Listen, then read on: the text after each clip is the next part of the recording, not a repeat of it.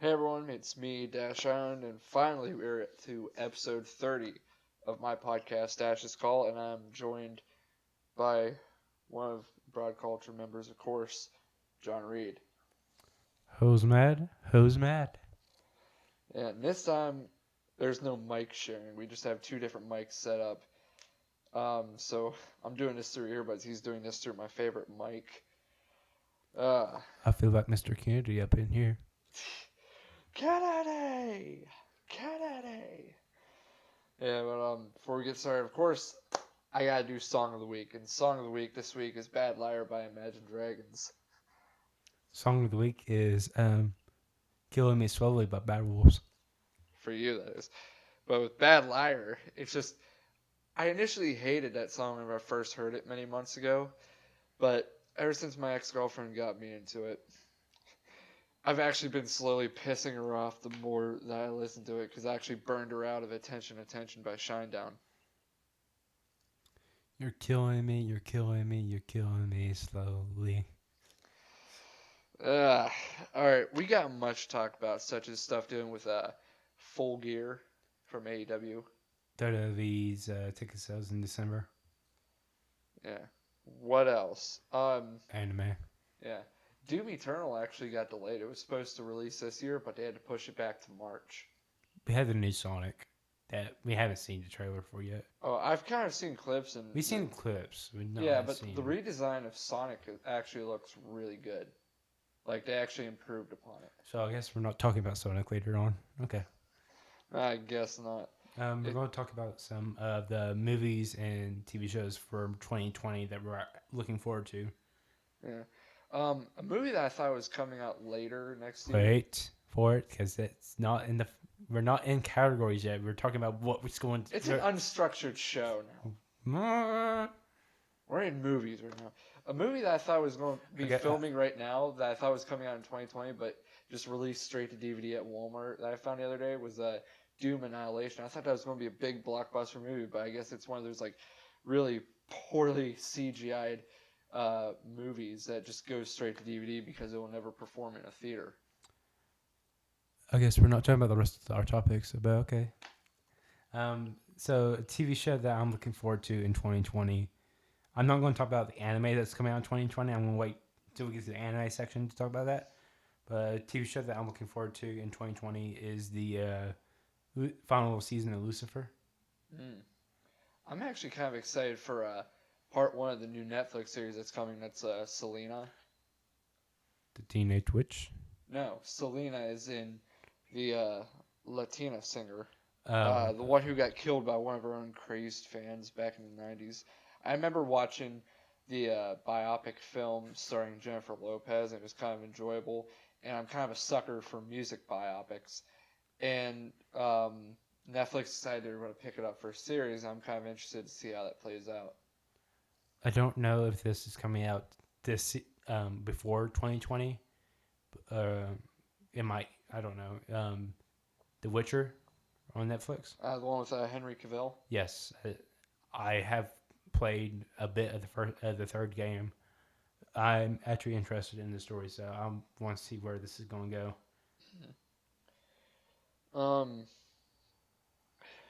Just like other stuff.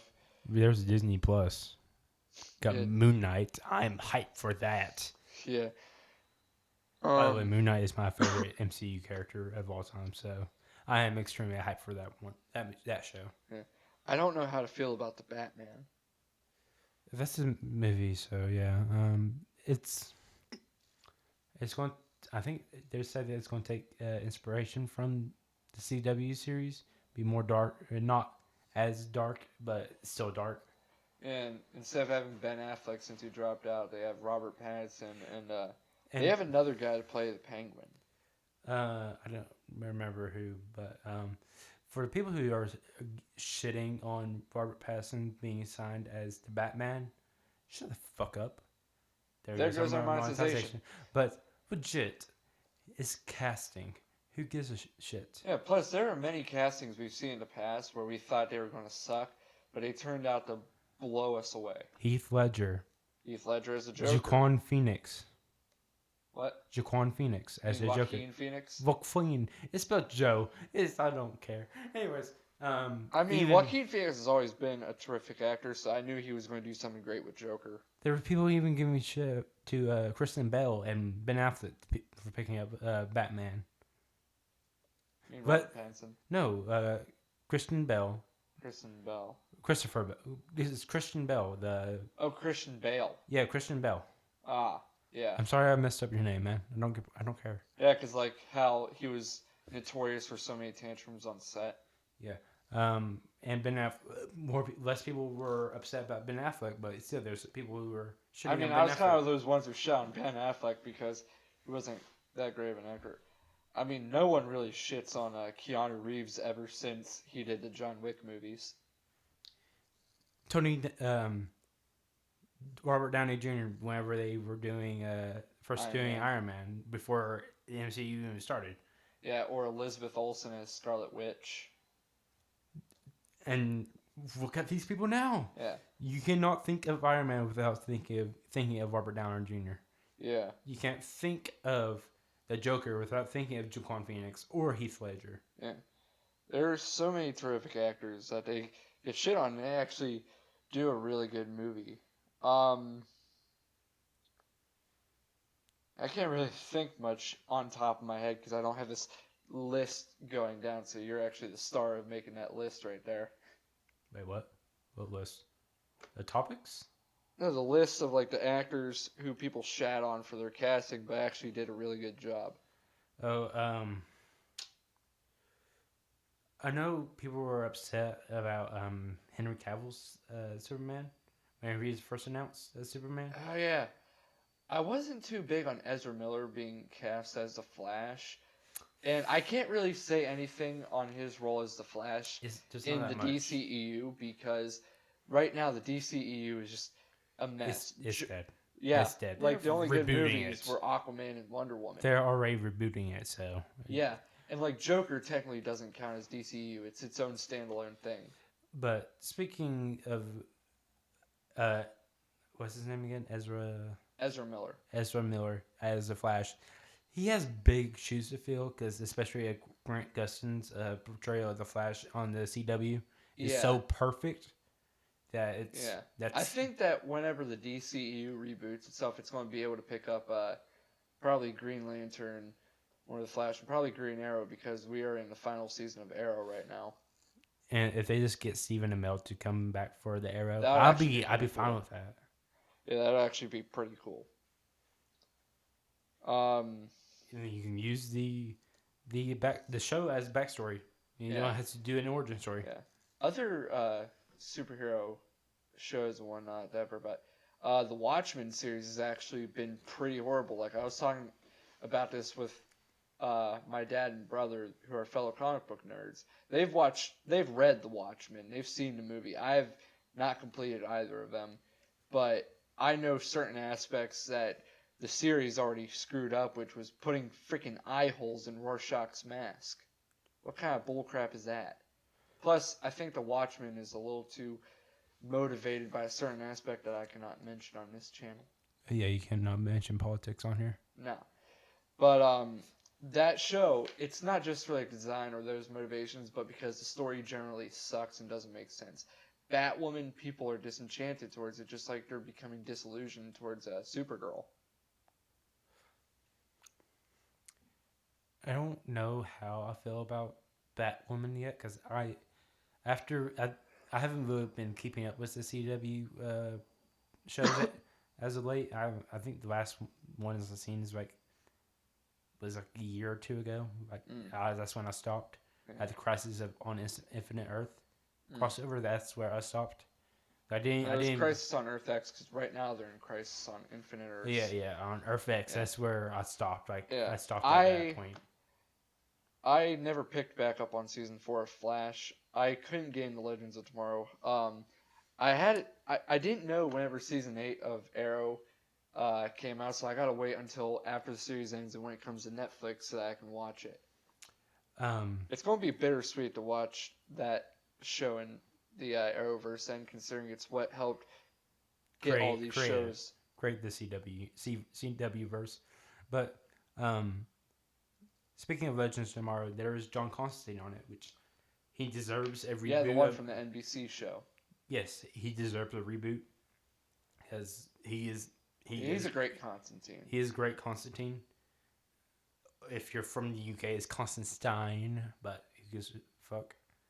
This is America. Oh. Get it right, yeah. America. But you want to move on to a different topic? Yeah, let's talk about WWE and AEW. Now, of course, we saw the AEW show in Charleston. It was amazing. Oh, yeah, it was. You got to see your boy Jimmy Havoc. Hell yeah. And, of course, I got to see people I like Jericho and Cody. Omega. Yeah. My boy was Jon Moxley. He went up the wrong set of stairs. He should have came up towards us. Yeah. Well, towards me, anyways. I was closer to the stage. Yeah, we had okay-ish seats. I mean, you had better seats than Hal and I. Yes, I bought 4 tickets. Yeah, but you guys had better seats. But talking about Full Gear, my favorite match of that night was Moxley versus Omega. That was insane. It was. I never thought I'd see a full swing from a barbed wire bat or getting your back swept by a barbed wire broom from the cleaner. Yes. So for the people who don't like this match, that's all fine and dandy. This is not everyone's cup of tea of a match. I liked it. It was not my favorite match of the night, but I liked it. I felt like it may have been a little bit too gory. For me, anyways, a little bit too gory for me. And it kind of took some unnecessary risks that night. Not just that match, but Cody too, because Cody took a bad bump that almost caused the match to get ended early. Yes, I'm surprised he didn't get a concussion for that. But yeah, and you see the stitch job that they did on him? No, I didn't really get to see that. But the stitch job looks like it's from World War II era stitching, so it's going to permanently scar him. Yeah. But what did you think of that MJF heel turn? Okay, so I'm pretty sure you never seen this because you don't see this because it's been all over Twitter. People are shitting on this because they say it's too early for his heel turn. This has been in the works not over a year because it hasn't been in a company for over a year yet. Almost a full year now, since January. Since the start of AEW, and then they announced that MJF was signed. They've been teasing this moment for almost a year now. So for the people who say that this turn came too soon and it was too predictable, and it's something WWE would do, is wrestling. Of course it's predictable. Yeah, I mean, I kind of saw MJF doing that because it's MJF. He's a classic heel. Yes, but even if you go back to January, you can see in Being in the Elite, which to get the backstories of most of these characters before AEW got a TV deal, you have to watch this to get most of the backstory. Yeah. You've seen MJF work his way into the Rhodes family. He was trying to drive a wedge between Brandy and Cody. When that didn't work, he decided, hey, I'm going to be his best friend and take the road of Marty Scurll, which I was surprised that he didn't show up at the pay-per-view. Which he probably will show up at the next pay-per-view because his contract is expiring soon. Yeah. So. Getting out of AEW and talking about WWE, there's been a lot of stuff that we have as complaints about WWE because we haven't watched WWE since the horrible, horrible Hell in a Cell. I can't even get through a episode of Raw or SmackDown. Yeah, it's just so awful right now.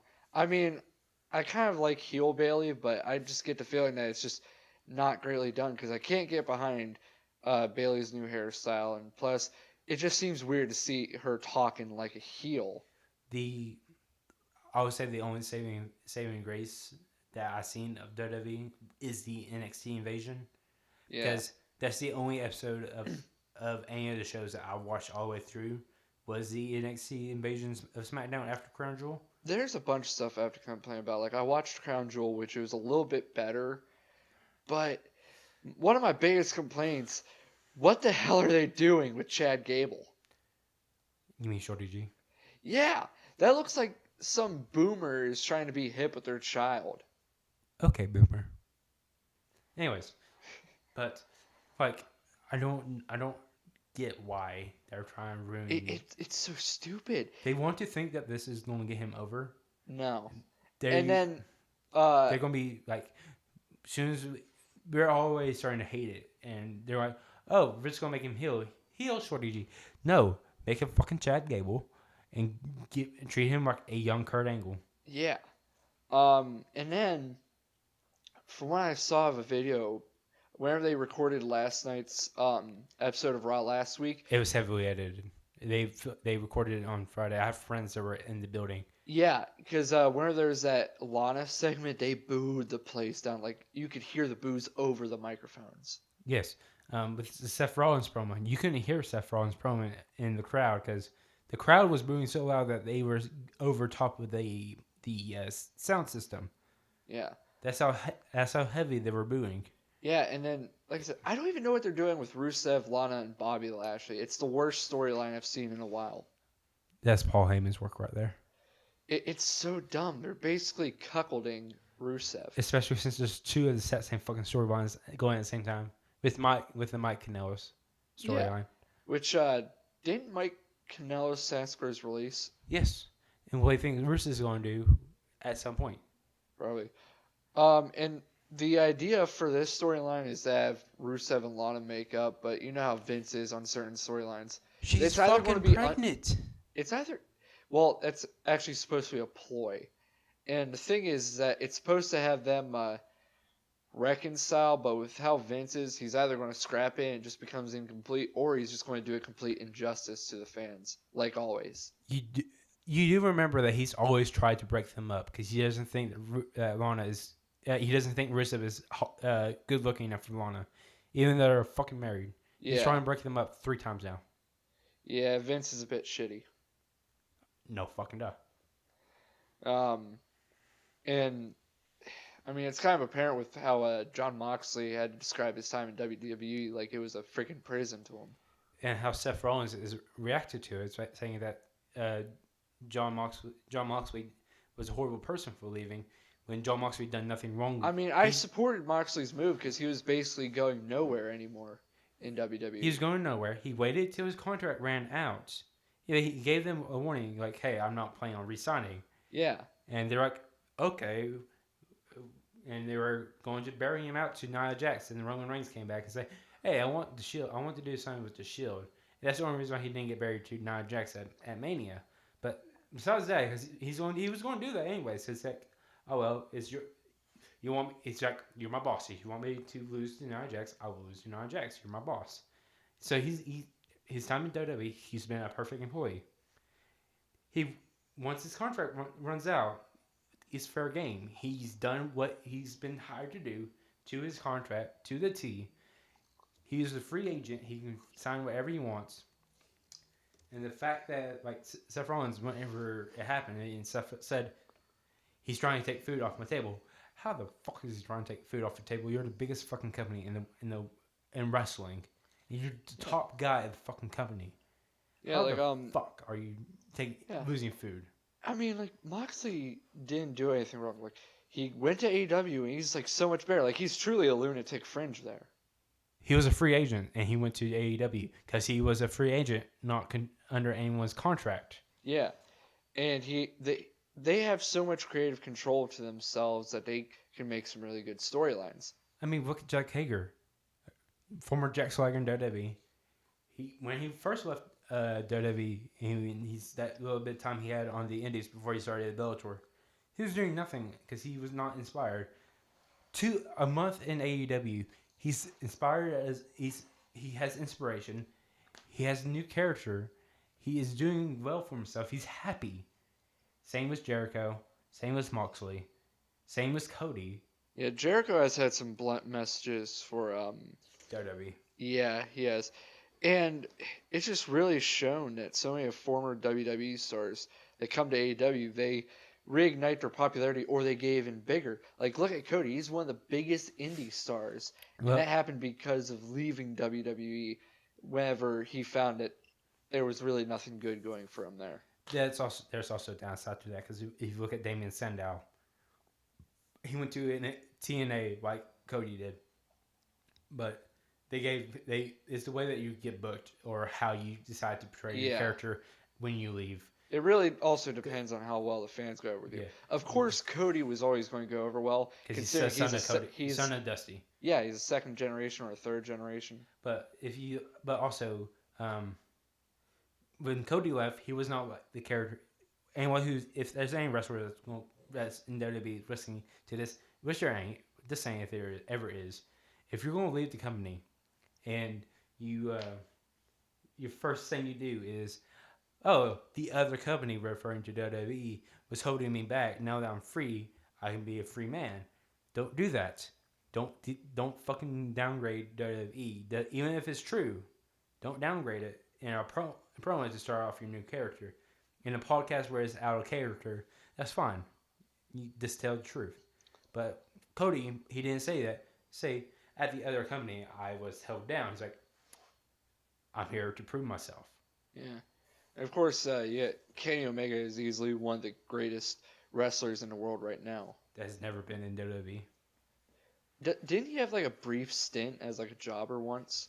He was in OVW, developmental, but they told him like, oh, you're not really going to be used that much. So he left. He went to New Japan. He went to DDT in Japan, then he went to New Japan. And he quickly became a big star there. Like, I didn't know who Kenny Omega was until 2017 whenever I first met you.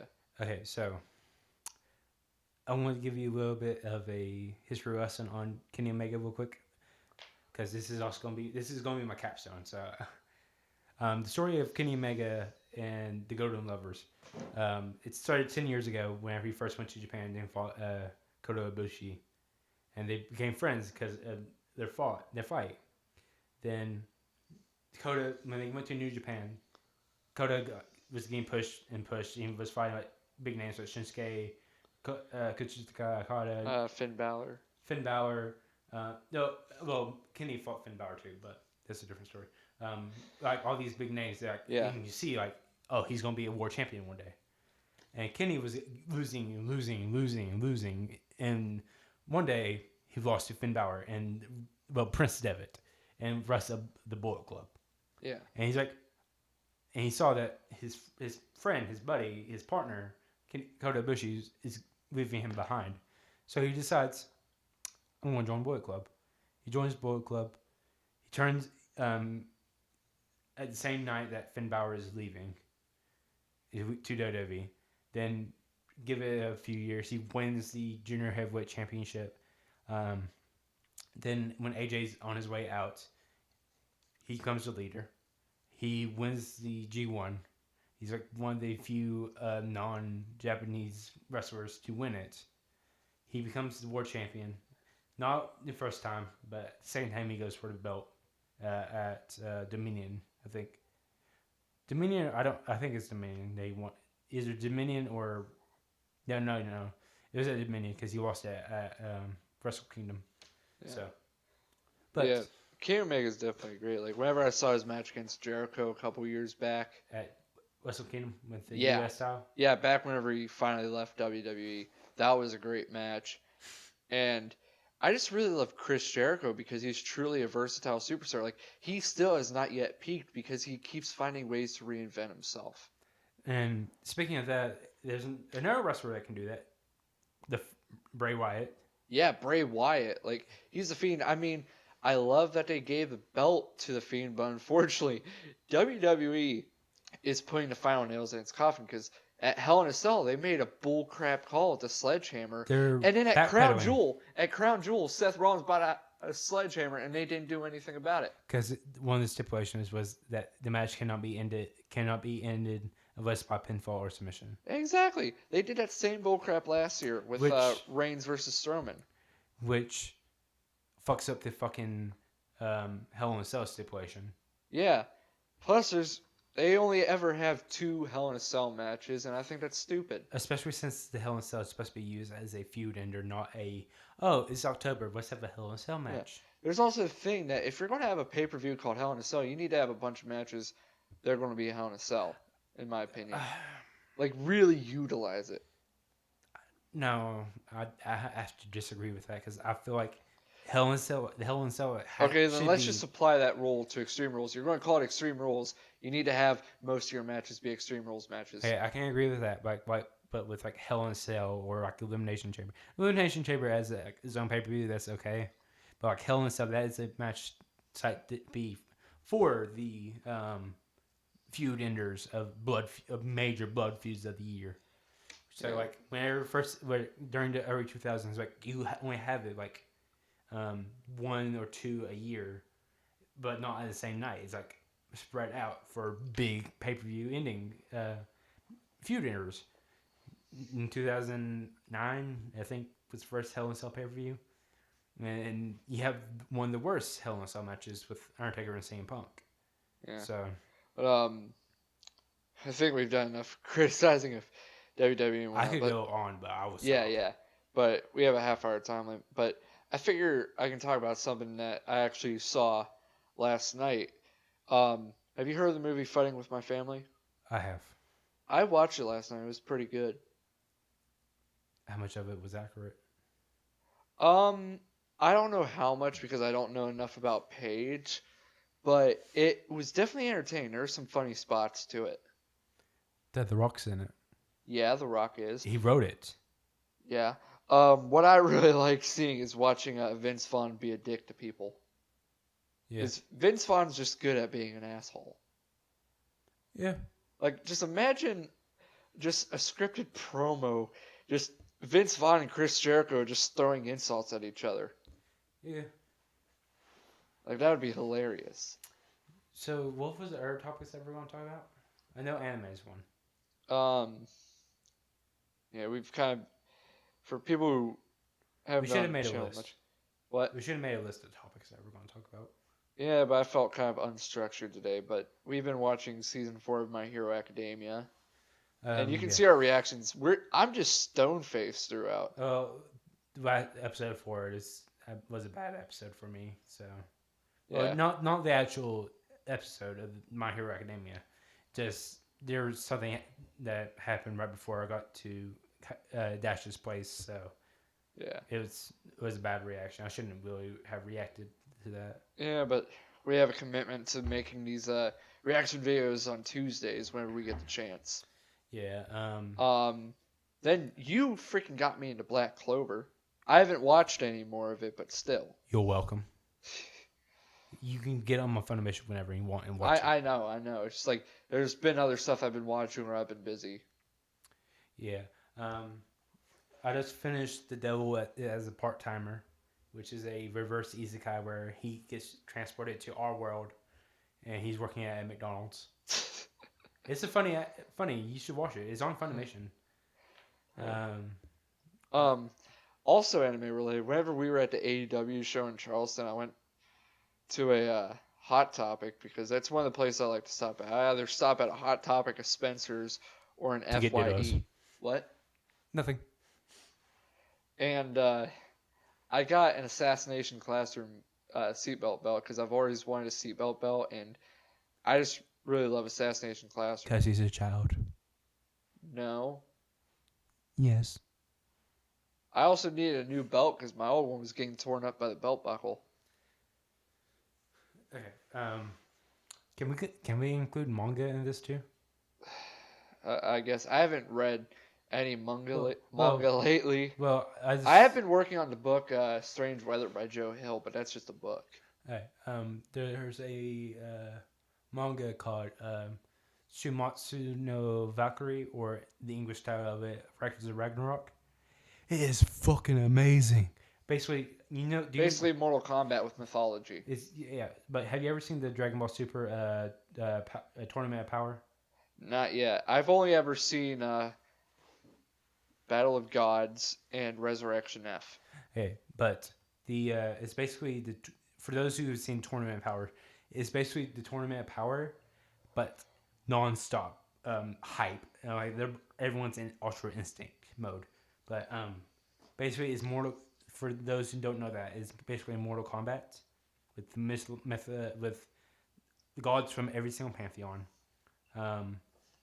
Human fighters from almost from all of history.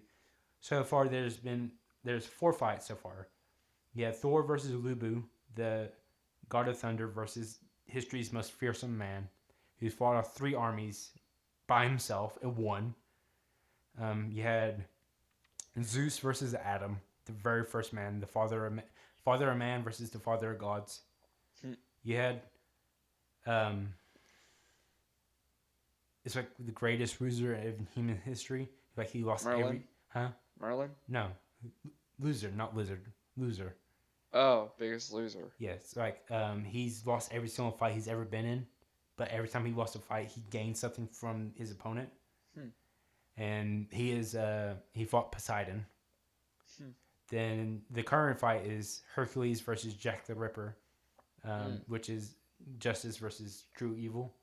Yeah. Like, and also every fight has perfect dualism, which is amazing. So there's that. Yeah. But I think it's a good point to wrap up because we've hit our time. This is episode 30. This is a special.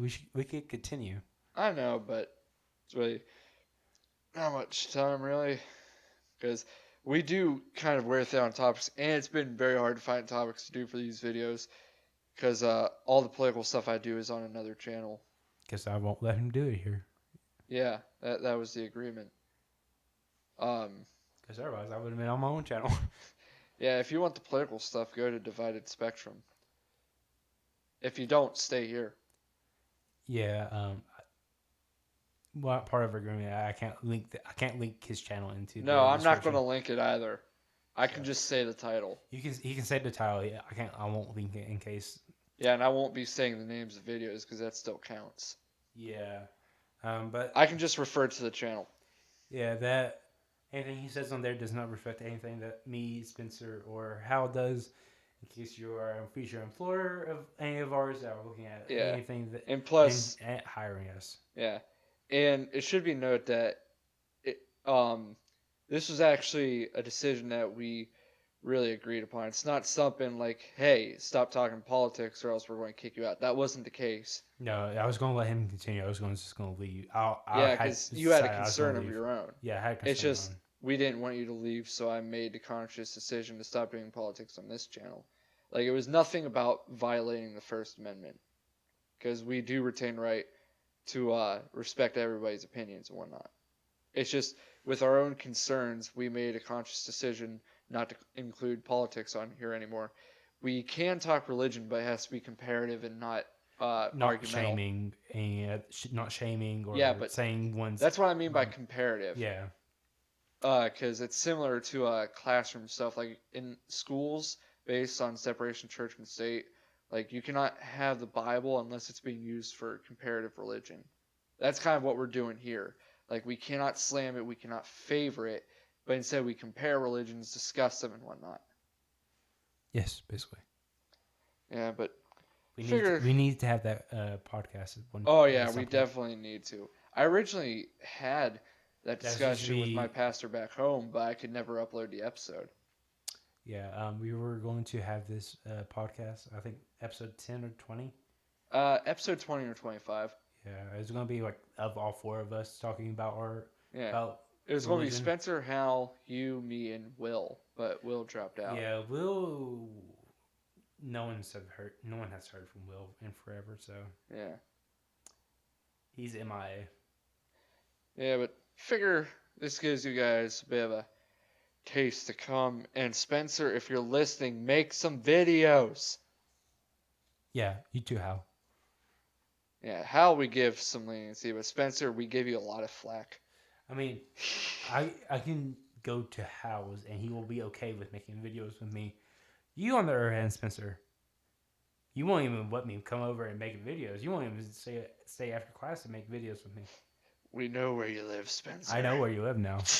There's no hiding. I'll find you. No, but in all seriousness, we're just messing with you, Spencer. But seriously, make videos. Seriously, make videos. Yeah. Yeah, we give you a taste of things to come.